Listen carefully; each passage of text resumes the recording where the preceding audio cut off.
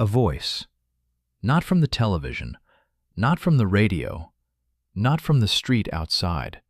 A voice that came from everywhere and nowhere, filling a small bedroom in Kumasi, Ghana, at 9:30 on a Thursday night. The old man was on his knees, the rosary beads warm between his fingers, his lips forming the words he had prayed 10,000 times before. Hail Mary, full of grace. And then the voice spoke his name, not Daniel, not the name on his passport or his work badge or his baptismal certificate, his middle name, his Ashanti name, the name his grandmother had whispered over him at birth in a village that no longer exists. Kwame. He stopped breathing. The rosary beads slipped from his fingers and clattered on the tile floor, each bead striking like a tiny hammer. And then the voice said 7 words that would tear his entire life apart and put it back together again. That is not the way they worship me. That is where this story is going, but it is not where it begins. And if you stay with me to the end, you will hear how God's audible voice followed a man from room to room in his own house, refusing to be escaped. You will learn what happened when a father who had disowned his son got on a 4-hour bus with nothing but a question burning in his chest. And you will witness the moment an entire family, every single one of them, fell to their knees in a living room in Kumasi, and the world as they knew it ended and began again on the same afternoon. But first, let me take you back. Back before the voice. Back before the bus. Back before any of it. Stavros Mensah grew up in Accra, Ghana. His mother was Greek Cypriot, a school teacher who had come to West Africa with a missionary organization in the early 1960s and never left. His father, Kwame Mensah, was Ashanti, born in a village outside Kumasi, a man who had traded his family's cocoa farm for an accountant's desk in the capital. It was an unlikely marriage by any standard.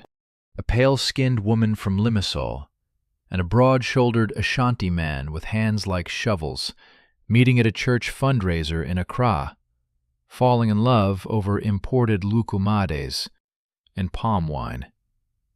They married in 1965 in a Catholic ceremony, because the Catholic Church was the only institution both families could reluctantly agree upon. Kwame Mensah was Catholic to his marrow. Not the casual Christmas and Easter kind, the real kind. The kind that polishes his rosary beads with a cloth. The kind that keeps a framed portrait of the Pope next to the family photographs on the wall, positioned slightly higher, as if the hierarchy of heaven extended to interior decoration. He attended Mass every Sunday at the Cathedral Basilica of the Holy Spirit in Accra, sitting in the same pew, 3rd row from the front, left side, for 27 consecutive years. He believed, with the quiet ferocity of a man who has never been given a reason to doubt, that the Pope was the sole representative of Jesus Christ on earth, and that the Rosary was the highest form of prayer available to a human being. He did not argue about this. He did not debate it. It simply was, the way gravity simply is. His wife, Eleni, had left behind her own Orthodox roots somewhere over the Mediterranean. She attended Mass beside him every Sunday. She crossed herself the wrong direction, left to right instead of right to left, and Kwame had corrected her exactly once, in 1966, and she had looked at him with those pale Cypriot eyes, and he had never mentioned it again. They had 5 children, 3 boys, 2 girls. Stavros was the middle child, the quiet one, the one who read books during family meals and asked uncomfortable questions during catechism class. By the time he was 17, He had read more theology than most of the seminarians at the local Catholic college, not because he was devout, but because he was hungry. Hungry for something he could not name, something that the ritual and the repetition and the incense could not quite reach. The family moved to Kumasi when Stavros was 19. Kwame had been offered a senior position at a regional accounting firm, Boateng and Partners, a respectable outfit that handled the books for half the cocoa exporters in the Ashanti region. They settled into a house on a dusty street near the Kejeta market, close enough to hear the vendors' calls at dawn, close enough to smell the charcoal smoke and fried plantains that drifted through the windows every morning like clockwork. It was a good life. Simple, ordered, Catholic. And then Stavros found the Orthodox Church. It happened in 1989, the same year the Berlin Wall came down. The same year the world was rearranging itself into shapes nobody recognized. Stavros was 22. He was studying for his accounting exams, following dutifully in his father's professional footsteps, when a friend dragged him to a small Orthodox parish on the outskirts of Kumasi, the Church of the Transfiguration. It met in a converted warehouse with a corrugated tin roof that amplified the rain during services, until the liturgy sounded like it was being celebrated inside a drum. Stavros walked in, and something happened. He could never adequately describe it, and I have sat across from enough people in my years as a priest to know that the most genuine encounters with God are precisely the ones that resist language. But he tried. He said the icons looked at him. Not in the way a painting looks at you in a museum, that passive, aesthetic gaze. He said they looked at him the way a person looks at you when they have been waiting for you to arrive. He said the incense smelled different from the Catholic incense he had grown up with, though it probably was not. He said the chanting entered through his ears and settled in his chest, somewhere behind his sternum, and vibrated there like a tuning fork that had finally found its frequency. He wept during the liturgy. He did not know why. He was not sad. He was not happy. He was recognized, as if the God he had been reading about in all those theology books had suddenly leaned forward and said, "There you are." Within 3 months, Stavros was chrismated into the Orthodox Church. He came home that evening with myrrh still fragrant on his forehead, and he told his father, "I want you to understand what happened next, because it is the hinge upon which this entire story turns." Kwame Mensah was sitting in his armchair in the living room, the one with the worn leather arms and the slight tilt to the left. The evening news was on the television, volume low. Eleni was in the kitchen. Stavros could hear the sound of dishes and running water. His father looked up. Stavros told him. He told him about the warehouse church, the icons, the chanting, the chrismation. He told him he had found something he had been searching for his whole life. He told him he had found the living Christ in the Orthodox faith. Kwame's face did not change at first. It went still, the way a lake goes still before a storm, that unnatural, glassy calm that is worse than the turbulence because you know what is coming. And then it changed. His eyes went from confusion to disbelief to something that Stavros had never seen in his father's face before. Rage. Pure, white-hot, Old Testament rage. "You have betrayed this family." Kwame's voice was low, which was worse than shouting. "You have betrayed the church. You have betrayed the Holy Father.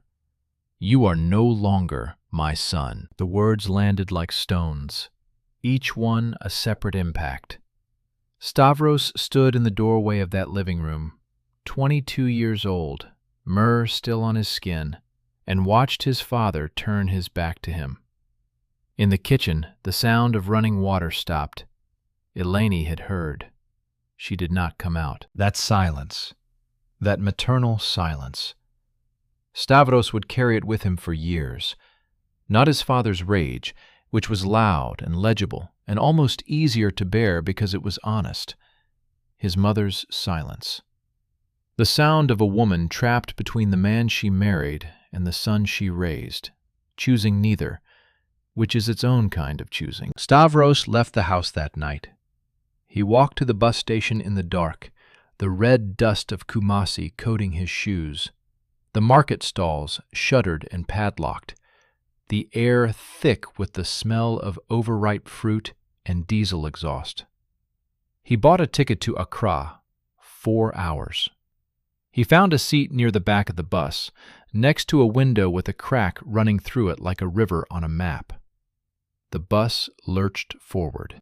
The city lights thinned and then disappeared, replaced by the deep equatorial darkness of the Ghanaian countryside, where the only light comes from the occasional cooking fire or the headlights of an oncoming truck. Stavros pressed his forehead against the cool glass of the window and cried. Not the dramatic, heaving sobs of the movies, the quiet kind. The kind where the tears just come, and you do not bother wiping them because there is nobody beside you, and the darkness does not care.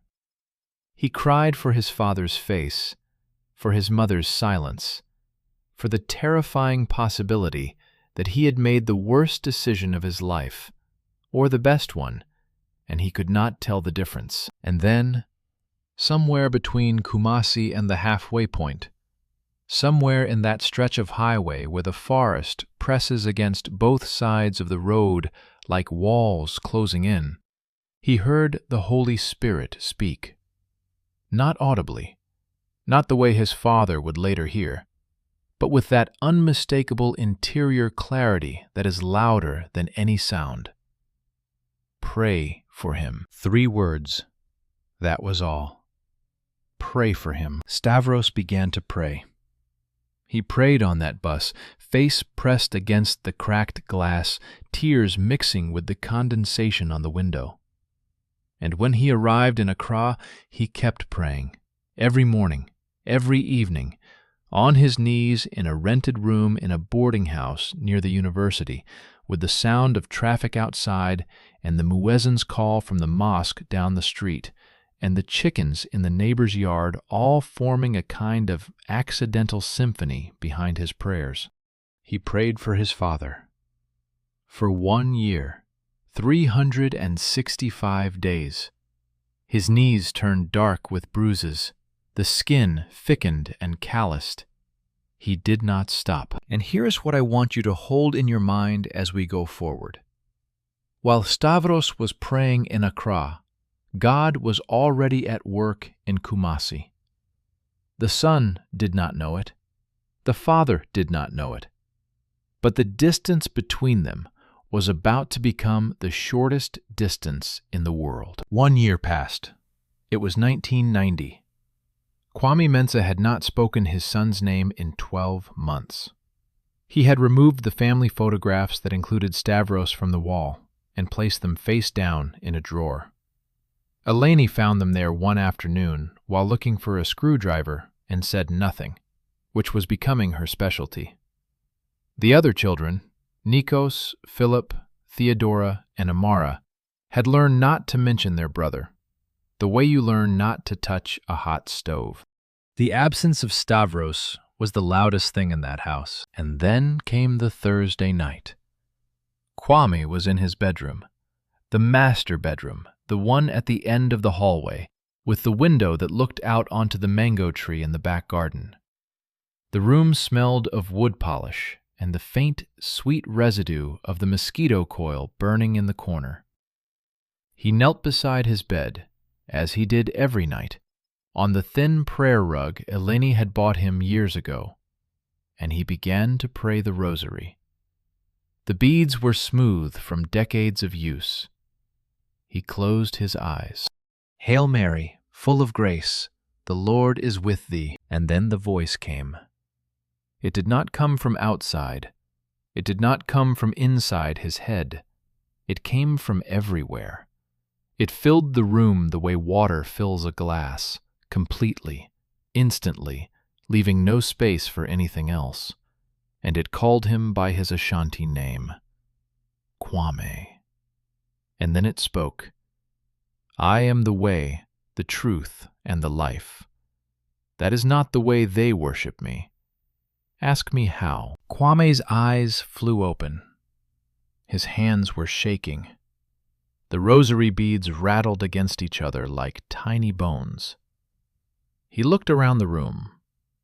The mosquito coil still glowed orange in the corner. The mango tree was still visible through the window, its leaves silver in the moonlight. Everything was exactly as it had been 30 seconds ago. And everything was completely, irreversibly different. He dropped the rosary. He stood up, his knees cracking, his heart hammering so hard he could feel it in his teeth. He left the bedroom. He closed the door behind him. He walked down the hallway to the living room, sat in his armchair, and stared at the wall for 2 hours. He did not tell Eleni. He told himself it was nothing, a hallucination, too much palm wine at dinner, the stress of the accounting season. The mind plays tricks. He went to bed at midnight and did not sleep. The next night, Friday, Kwame made a decision. He would pray in a different room. If the voice was real, it would follow him. If it was a trick of the bedroom acoustics, a quirk of the house, it would not. He went to the second bedroom, the one the children called the guest room, though no guests ever stayed in it. It was smaller, cooler, with bare white walls and a single wooden crucifix above the door. He knelt on the concrete floor. No prayer rug this time. The concrete was cold against his knees. He gripped the rosary. He began to pray. Hail Mary, full of grace. The voice, the same voice, the same words. I am the way, the truth, and the life. That is not the way they worship me. Ask me how. The same Ashanti name. Kwame. As clear as a bell, as close as his own breath. He scrambled to his feet. His hands were trembling so badly that the rosary flew from his fingers and skittered across the concrete floor. He backed out of the room the way you back away from a snake, slowly, eyes wide, not turning around. He closed the door. He stood in the hallway, breathing hard, his back against the wall, and he whispered a word he had not used since childhood. Witchcraft. Because that was the only category his mind had for a voice that followed you from room to room. In the Ashanti tradition, in the deep pre-Christian layer of belief that runs beneath the Catholicism like an underground river, voices that pursue you are not from God. They are from something else, something dangerous. He waited 2 days. Saturday, Sunday. He went to Mass on Sunday morning and sat in his usual pew, 3rd row, left side, and the priest's homily washed over him like background noise because the only sound in Kwame Mensah's head was that voice, playing on a loop, over and over. Ask me how. Ask me how. Ask me how. On Monday night, he tried his final gambit. He went to the living room, the public room, the room with windows facing the street, the room where neighbors could see in if the curtains were open. And he opened the curtains, wide. He turned on every light. He opened the front door and propped it with a chair so that the night air came in and the hallway was visible to anyone walking past on the street. His reasoning was desperate, but perfectly logical within his framework. If this was witchcraft, it operated in darkness and secrecy. It would not come into a room bathed in light with the door standing open. If this was a demon, It would not dare speak in a public space. He was testing the voice, putting it on trial. He knelt in the middle of the living room floor, on the terrazzo tiles that Eleni polished every Saturday. The rosary beads were damp with sweat. He could hear the sounds of the street outside, a motorcycle passing, the distant thump of music from a bar down the road, someone laughing. Normal sounds, human sounds, safe sounds. He began. Hail Mary, full of grace. The voice, but different this time. This time it did not use his Ashanti name. This time it used his English name. Daniel, as if God himself was acknowledging that Kwame had tried to change the rules and was now changing his own. Daniel, I am the way, the truth, and the life. That is not the way they worship me. Ask me how. Something broke inside Kwame Mensah. Not the bad kind of breaking. The kind that happens when a dam gives way, when the water that has been held back for years finally pours through and floods the valley below. He fell forward onto the terrazzo tiles, his forehead pressed against the cool surface, and he wept. Not quietly, not privately. The kind of weeping that comes from a place so deep inside a person that it sounds almost animal. A groaning, a releasing, a surrender that the body makes before the mind has caught up. Eleni heard the sound from the kitchen. She came running. She found her husband face down on the living room floor, the front door wide open, every light in the house blazing, the rosary scattered on the tiles, and Kwame weeping with a ferocity she had never witnessed in 30 years of marriage. She grabbed his shoulder. Kwame! Kwame, what happened? Who passed away? Is it your mother? Is it Nikos? He could not answer her. Not yet. The weeping had to finish. It was not optional. It was something the body needed to do, the way a fever needs to break, and it could not be hurried or interrupted. Eleni knelt beside him on the terrazzo and held his shoulder and waited, because she was a woman who had spent her entire marriage waiting for this man to feel something he could not contain. And now that it was happening, she knew enough to simply be there. When the weeping subsided, when Kwame finally lifted his face from the tiles, his eyes red, his cheeks slick, his breath coming in ragged gasps, the voice spoke one more time. And this time, it gave an instruction. Get on the bus. Go see your son. He knows the way. Kwame looked at Eleni. I need to go to Accra, he said. I need to see Stavros. He did not explain. She did not ask. Some moments are too large for explanation. She simply nodded. The next morning, Tuesday, Kwame Mensah walked to the Kajesha bus station. He was 61 years old. He had not ridden a long-distance bus in over a decade. He was the kind of man who hired a driver or asked a colleague for a ride.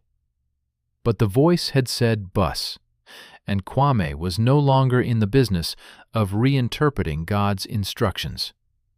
He bought a one-way ticket to Accra. 4 hours.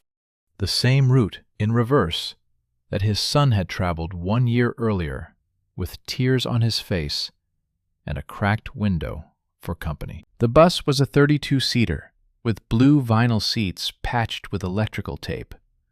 It smelled of diesel and ground nuts and the sharp, sweet scent of the palm oil that someone in the back row was transporting in plastic jugs. Kwame sat near the front. He held nothing in his hands. No rosary, no book, no briefcase. Just his hands in his lap, palms up.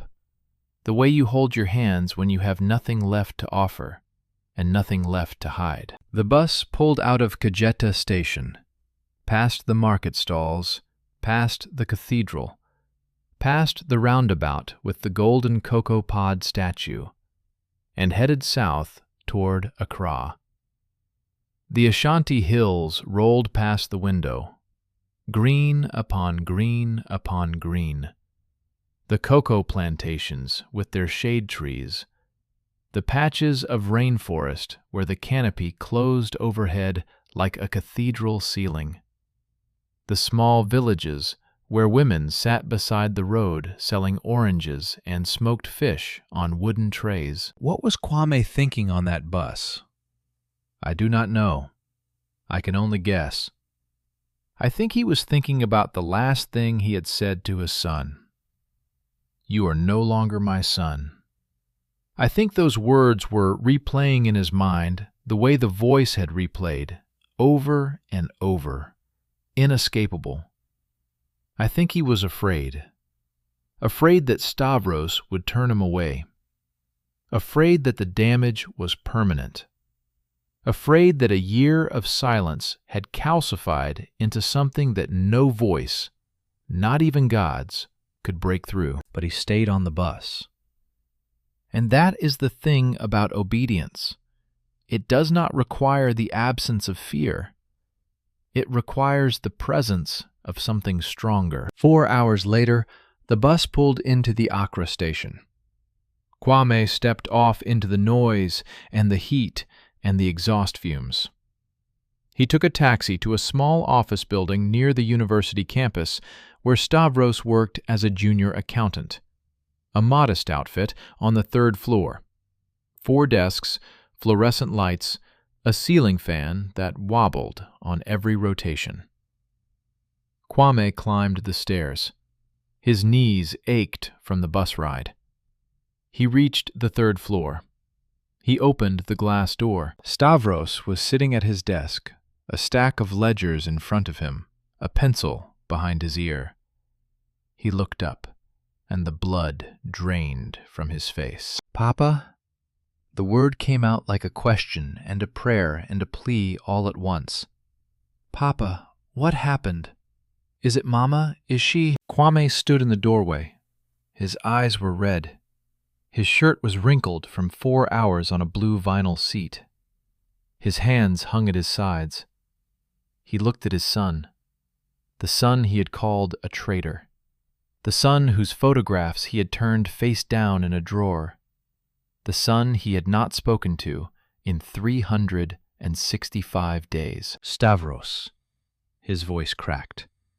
I have not come because someone has passed away. I have come because... He stopped. He looked at the ceiling. The fluorescent tube above him buzzed and flickered.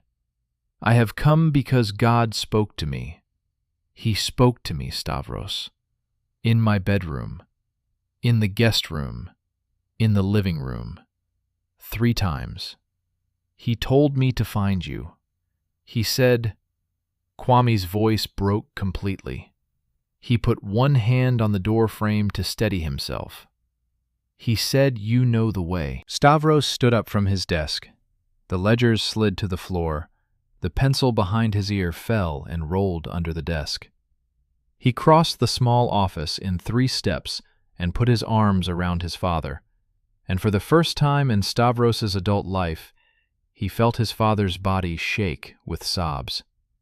The colleagues at the other desks looked away, because there are moments that belong only to the people inside them, and this was one. They stood there for a long time, father and son, in a 3rd-floor office in Accra, with the ceiling fan wobbling overhead and the traffic noise rising from the street below, and the fluorescent light buzzing its one eternal note. And when they finally let go, Stavros pulled a chair over for his father and sat beside him and opened his worn Bible, the one he had been reading every night for a year in his boarding house room. And there, in that small office, with the ledgers scattered on the floor and the afternoon light coming through the dusty window, Stavros led his father to Christ. Not with theological arguments, not with denominational comparisons, not with anything clever. He read Scripture. He prayed. And the Holy Spirit, who had started this work with a voice in a bedroom in Kumasi, finished it in an accountant's office in Accra. Kwame Mensah wept again. But this time, the weeping was different. The first time, on the terrazzo floor, the tears had been the breaking of the dam. This time, the tears were the water finding its new course, flowing where it was always meant to flow. Kwame took the bus back to Kumasi that evening. When he arrived home, it was late, past 10, but the lights were still on. Eleni was waiting. So were Nikos, Philip, Theodora, and Amara. They were all there, sitting in the living room, the same terrazzo tiles, the same open curtains. They had felt it. The way a family feels a shift in the atmosphere before anyone says a word. The way the barometric pressure drops before a storm, and the animals go quiet, and the air tastes like metal. They knew something had happened. They just did not know what. Kwame stood in the center of the room. He was still in his wrinkled shirt. His eyes were swollen. His voice was hoarse. And he said, with a simplicity that was more powerful than any sermon I have ever heard in my life, "I met God. He spoke to me 3 times in this house, and then he sent me to Stavros, and I found what I have been looking for my entire life. I am not the man who left this house this morning." Silence. The kind of silence that is not empty, but full. Full of the sound of 5 people rearranging everything they thought they knew about their father, their family, their faith. And then Eleni spoke. And her question was the question of every wife, every mother, every woman who has watched a man she loves change overnight and does not know if this change will save the family or shatter it further. "What happens to us?" Kwame looked at her, and the answer he gave was not a theological treatise. It was not a conversion pitch. It was not even eloquent. It was the simplest, most devastating invitation a human being can extend to another. "Come with me." Eleni stood up. And then Nikos stood up. And then Philip. Then Theodora. Then Amara. One by one, like candles being lit from a single flame, Kwame knelt on the terrazzo tiles, the same tiles where he had wept face down 3 days before, and he led his wife and all 4 of his remaining children in prayer. In that living room, with the curtains still open, with the lights still on, with the door still propped open with a chair, because Kwame had not closed it since Monday night, as if he knew, somehow, that the door God had opened in this house was never meant to be shut again. In one day, every member of the Mensah family came to faith, but it did not stop there. Within months, the Mensah household had become a kind of beacon. Neighbors who had seen Kwame kneeling through the open curtains began to ask questions. Colleagues at Boateng and Partners noticed that the stern, meticulous accountant had changed, that he smiled now, that he spoke about God with the stunned gratitude of a man who has been pulled from a burning building. Eleni reconnected with the Orthodox faith she had left behind in Cyprus, and for the first time in her life, it was not an inheritance, but a choice. Stavros returned to Kumasi. The photographs came out of the drawer. They went back on the wall. Positioned at the same height as the Pope's portrait, which Kwame had quietly moved to a shelf in the study, because he had learned that God does not need a representative. He shows up himself. And maybe that is the real miracle of this story. Not the voice, as extraordinary as it was. Not the 3 rooms, though the image of a man trying to outrun God in his own house is almost enough to make you laugh and weep at the same time. The real miracle is the bus ride. An old man, 61 years old, who had spoken words of disownment so sharp they could draw blood, getting on a bus. 4 hours of sitting with those words. 4 hours of driving toward the son he had rejected. 4 hours of choosing humility over pride, obedience over fear, love over everything he thought he knew, because that is what God was doing all along. He was not just saving Kwame Mensah. He was saving a family. He was using a son's bruised knees and a father's broken pride and a mother's faithful silence and a voice that would not stop speaking to weave something that none of them could have built on their own. And maybe you are in your own room right now. Maybe not a bedroom in Kumasi, but a room nonetheless. A room where you have been praying the same prayer for years, going through the same motions, and something inside you suspects that there is more. That the God you have been approaching through ritual and repetition is trying to tell you something you are not ready to hear. Maybe you have changed rooms. Maybe you have moved to a different city, a different church, a different relationship, a different career, hoping the voice will stop, hoping the restlessness will quiet down, hoping that if you just rearrange the furniture of your life one more time, you will finally feel at peace. But the voice follows you, room to room, city to city, year to year. Not because God is relentless in the way a creditor is relentless, but because he is relentless in the way a father is relentless when his child is lost. He will not stop calling your name, your real name, the one nobody uses, the one only he knows. Somewhere in a city you have never visited, in a house on a dusty street near a market, there is a living room with terrazzo tiles and open curtains, and an old man who once dropped his rosary in terror now kneels there with his hands open, his wife beside him, his children around him, and his son, the one he once called a traitor, praying at his right hand. The door is still open.